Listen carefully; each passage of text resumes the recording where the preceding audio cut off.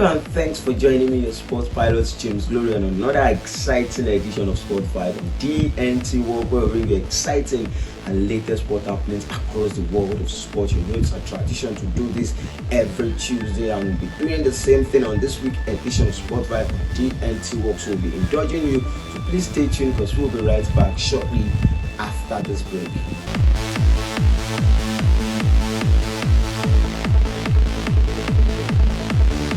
Welcome back to this week's edition of Sport 5 DNTWOK, and we'll be starting from the world of tennis on this week's edition, where Novak Djokovic has won his 39th Master title after defeating Carlos Alcaraz, the world #1 in the Cincinnati finals. It was an intense battle between these two. Remember, within 2 months, we got to see these two take on each other in the world of tennis. Remember, Carlos Alcaraz was able to defeat Novak Djokovic in the final of the Wimbledon, but this time around, Djokovic got this better of Carlos Alcaraz in the finals of the Cincinnati to win that particular title for the 3rd time in his career. It's an intense battle between the ATP #1 and ATP #2, but at the end of the day, Novak Djokovic was able to surpass Carlos Alcaraz. This was an interesting match between these two.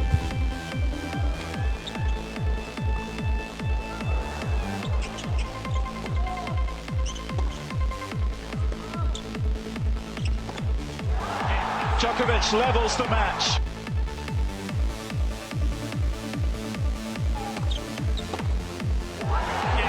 Djokovic is the champion in Cincinnati once more.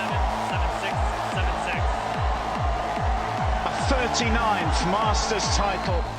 And quickly, in the world of football, like we know, the Women's World Cup has been brought to conclusion, and Spain has won the Women's World Cup for the first time in the history of the country. You will remember that in the finals of that particular competition, Spain took on England, and everyone would have thought England would be defeating Spain after England were able to win Euro coming into the World Cup. But Spain, for the first time getting to the finals of the Women's World Cup, were able to win the Women's World Cup for the first time, defeating England 1-0. It was a great match between Spain and England. It's a final, and you can take nothing away from the Spanish team, who eventually emerged victorious, winning the title for the first time. England came second, and Sweden, after defeating the co-host Australia, were able to secure the bronze medal. It's an interesting one in the Women's World Cup, and it has been brought to conclusion. And quickly, let's talk about England's highest goal scorer in the person of Harry Kane, who's enjoying a fresh start in the Bundesliga. He was able to score and make an assist in his first Bundesliga appearance for Bayern Munich. Is an interesting one for Harry Kane. Like I said before, you can take nothing away from that man. He's one of the greatest player and one of the greatest striker in the world right now. But you talk about his former side, Tottenham, who was able to defeat Manchester United during the weekend. Is an interesting one. Without Kane, Tottenham were able to defeat Manchester United 2-0. Ashikoglu getting his first win against Manchester United and getting his first win as Tottenham manager is an interesting one. Then Ag must be questioning himself. Remember, Manchester United have a poor start to the Premier League after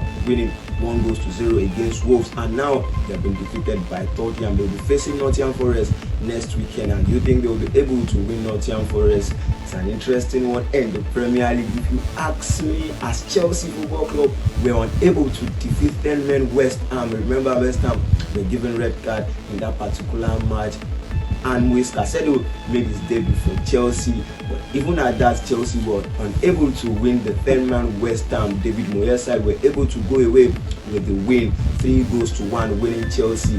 It must be a disappointing one for Chelsea fans, who have thought they will be able to secure the maximum points after West Ham were given the red card. You remember, Caicedo considered a penalty for Chelsea at the last time, while Enzo Fernandez was unable to convert the penalty from the penalty spot. It's a disappointing one for Chelsea, but in the Premier League also, it's an interesting one for Manchester City as they continue to record a home victory against Newcastle. It's been an interesting one between these two. Newcastle are yet to win at the Etihad Stadium. Every time they go to the Etihad Stadium, they either get a draw or a defeat. But this time around, Newcastle were defeated by the defending champion Manchester City, and taking the record of Manchester City to 17 victories at the Etihad Stadium and 2 draws against Newcastle. Is an interesting Manchester City kick-starting from where they stopped in the Premier League. Who will be winning the Premier League this season continues to be the question I will be asking on Sport Vibe of DNTWOK. And if you feel like you have an idea of who will be winning this Premier League this season, feel free to drop the comment at the comment section. And quickly, let's go on a very short break, and when we're right back, we'll continue from where we stopped.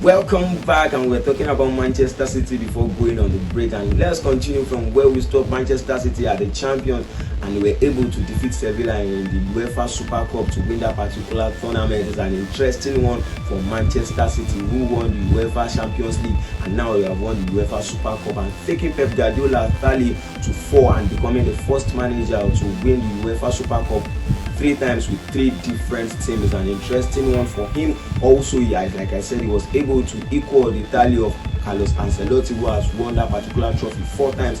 Pep Guardiola has won the trophy 4 times, and he has been able to win the UEFA Super Cup with 3 different clubs, becoming the first manager to do so. And also talking about UEFA has released the men's nominee for the UEFA Men of the Year. It's an interesting one where we see Lionel Messi occupying that list with Erling Haaland and Kevin De Bruyne, who will be winning the UEFA Men's Award of the previous year. And who do you think deserves this award between Erling Haaland, Lionel Messi and Kevin De Bruyne? Remember, Erling Haaland and Kevin De Bruyne were able to win the UEFA Champions League, and they have gone ahead to win the UEFA Super Cup. Do you think any of them should win this year's edition of UEFA Men's Award, or do you think Lionel Messi, after winning the World Cup, deserves the title? Is an interesting one. Also, when we talk about Lionel Messi, who arguably is one of the greatest players of all time, now becomes the most decorated player in football history after winning 44 trophies.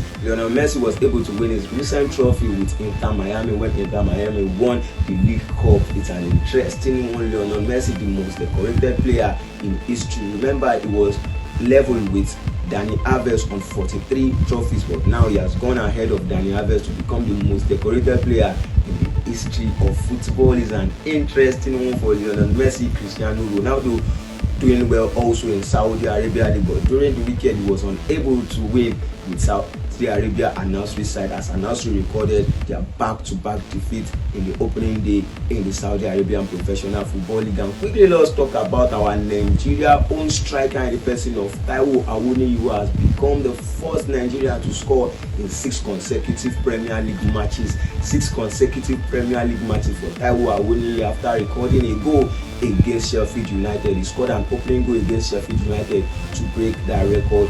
It's an interesting one for Taiwo Awoniyi, who can stop scoring and stays high right now. Do you think he'll be scoring yet again against Manchester United, where they'll be facing Manchester United during the weekend? And let's talk about another Nigerian who is doing absolutely well after making us proud last season. Victor Osimhen was able to score a brace in his first Serie A match, continuing from where he stopped last season. Victor Osimhen, king of Napoli, if you ask me, and he's doing well. How many goals do you think he'll be scoring in this season in the Serie A? And also, let's talk about the Napoli manager, former Napoli manager Luis Pacetti, who has been appointed as the new head coach of Italian national team. Do you think they will be able to do well under Spalletti? Italy having a new manager, Spalletti was able to do well with Napoli. Now he has been appointed as the head coach of Italy. Do you think Italy will be able to win the Euro that is coming anytime soon, or do you think they will be able to do well under this manager? This is the length at which we'll be going on this week edition